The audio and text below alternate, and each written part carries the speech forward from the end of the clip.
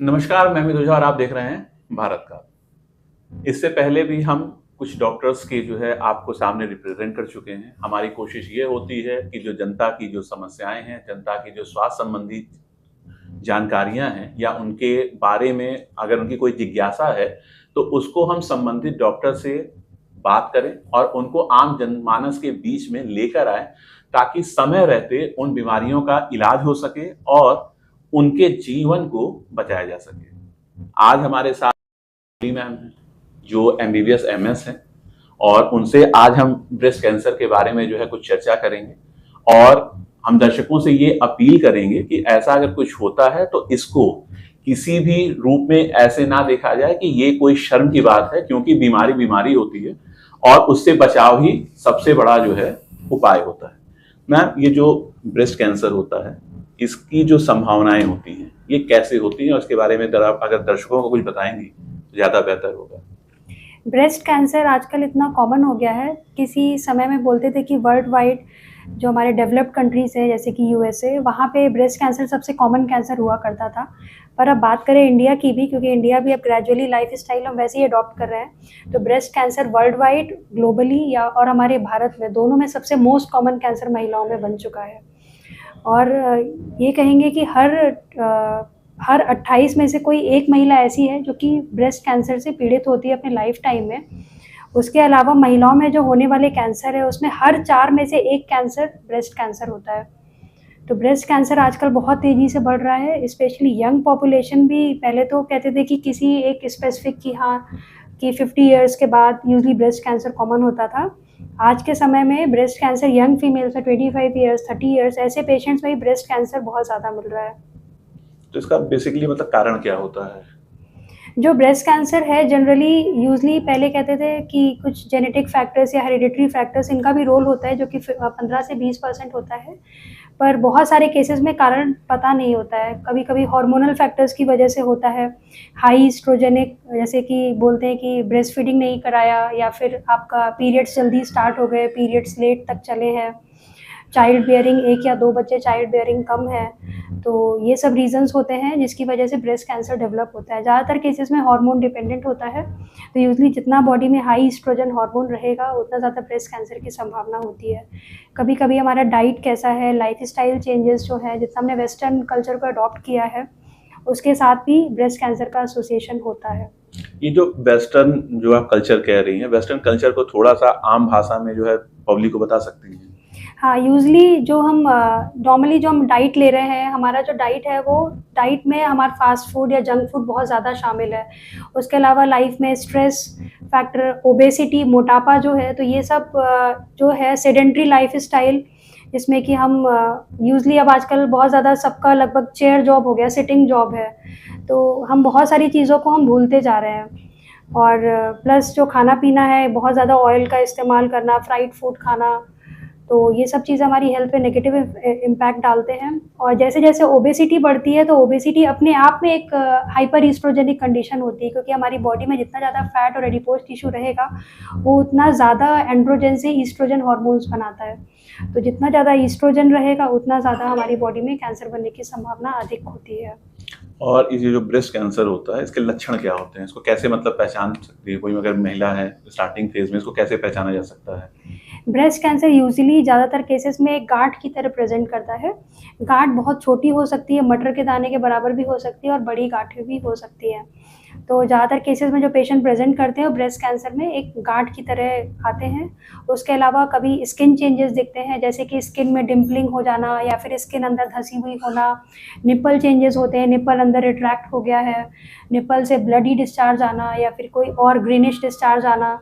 उसके अलावा कभी कभी ब्रेस्ट में प्राइमरी गांठ ना हो के किसी और, हालांकि ब्रेस्ट में छोटी गांठ होती है जो कि यूजली पेशेंट मिस्ड आउट कर जाते हैं, और किसी और अंग में गांठ मिलती है। फिर बाद में जब उसकी बायोप्सी करते हैं तो पता चलता है कि वो ब्रेस्ट से मेटास्टेसिस होकर दूसरे ऑर्गन में पहुंचा है। तो यूजली सबसे मोस्ट इम्पॉर्टेंट चीज़ होती है कि ब्रेस्ट पे कभी भी कोई गांठ मिले, भले उसमें दर्द हो या उसमें दर्द ना हो, यूजली जो ब्रेस्ट कैंसर की गांठें होती है ज़्यादातर केसेस में पेनलेस प्रेजेंट करती है, जिसमें दर्द नहीं होता। तो बहुत सारे पेशेंट इसको इग्नोर कर देते हैं कि आम गांठ है और ये ख़त्म हो जाएगी। तो अगर कोई भी गांठ है ब्रेस्ट में, आपको स्किन चेंजेस दिख रहे हैं, आपको निप्पल से कोई रिसाव हो रहा है किसी भी तरीके का जो कि एबनॉर्मल है, या फिर शरीर के किसी और अंग में भी कभी गांठ मिलती है, या कांख में कोई गांठ है, ब्रेस्ट में कोई गांठ नहीं है पर कांख वाले एरिया में गांठ है, तो ब्रेस्ट कैंसर का लक्षण हो सकता है।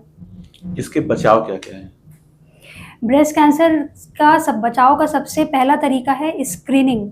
तो हमारे बॉडी में ऐसे बहुत कम कैंसर्स हैं जिनको हम स्क्रीन कर सकते हैं। करीब हज़ारों वैरायटी के कैंसर्स होते हैं, पर 4 या 5 ऐसे कैंसर्स हैं जिनको हम स्क्रीनिंग कर सकते हैं। स्क्रीनिंग का मतलब ये होता है कि बहुत ही शुरुआती चरणों में, जब तक क्लिनिकल साइंस एंड सिम्टम्स नहीं आए हैं, उसके पहले ही हम उस कैंसर को पकड़ सकते हैं।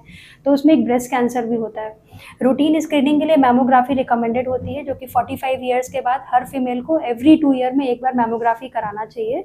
इसके अलावा नॉर्मली हर फीमेल को सेल्फ ब्रेस्ट एग्जामिनेशन आना चाहिए। सेल्फ ब्रेस्ट एग्जामिनेशन मंथ में एक बार किया जाता है। जब आपके पीरियड्स आते हैं, जैसे ही पीरियड्स ख़त्म होते हैं, उस टाइम पे बेस्ट टाइम होता है ब्रेस्ट एग्जामिन करने का। तो ब्रेस्ट एग्जामिन करते समय आपको अपने दोनों ब्रेस्ट को एक मिरर के सामने आप खड़े होकर अपने दोनों ब्रेस्ट को देखना होता है।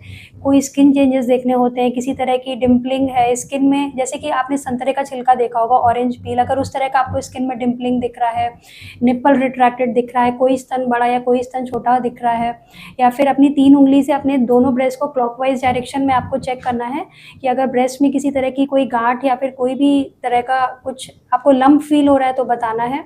उसके अलावा हर मंथ में एक बार अपना निप्पल प्रेस करके ज़रूर देखना है कि निप्पल से किसी तरह का कोई डिस्चार्ज तो नहीं आ रहा है। तो अगर कुछ भी आपको ऐसा मिलता है तो अपने डॉक्टर से ज़रूर दिखाएं।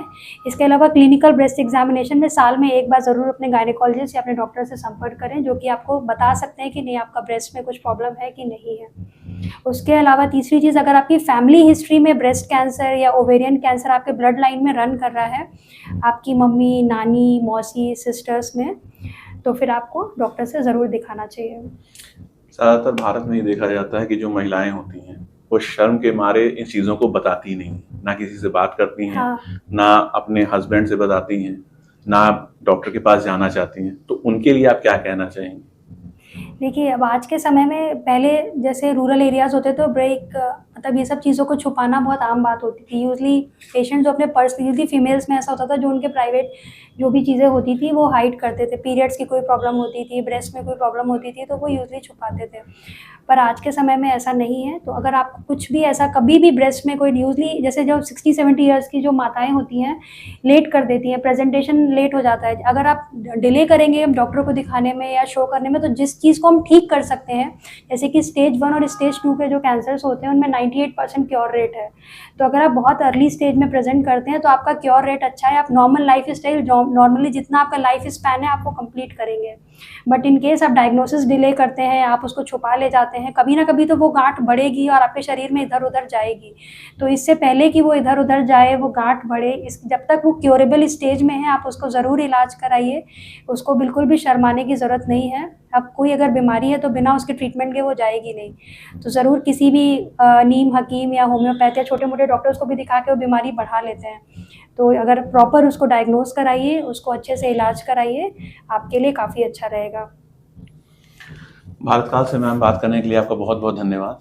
तो दर्शकों को हम ये बताना चाहेंगे कि सिर्फ ये औरतों की एक बीमारी से संबंधित हमने एक छोटा सा पोली मैम से एक इंटरव्यू लिया, और आगे भी महिलाओं से संबंधित और भी कुछ और बीमारियां हैं जो कि महिलाएं शर्म के मारे लोगों को बता नहीं पाती हैं। उनके बारे में भी हम एक जागरूकता अभियान चलाएंगे, और अगले जो हमारा एपिसोड होगा उसमें हम मैम से एक बार फिर डिस्कस करेंगे और फिर उन चीज़ों को भी जनता के सामने लेकर आएंगे। तब तक हमारे साथ बने रहिएगा और भारत काल को अपना प्यार देते रहिएगा।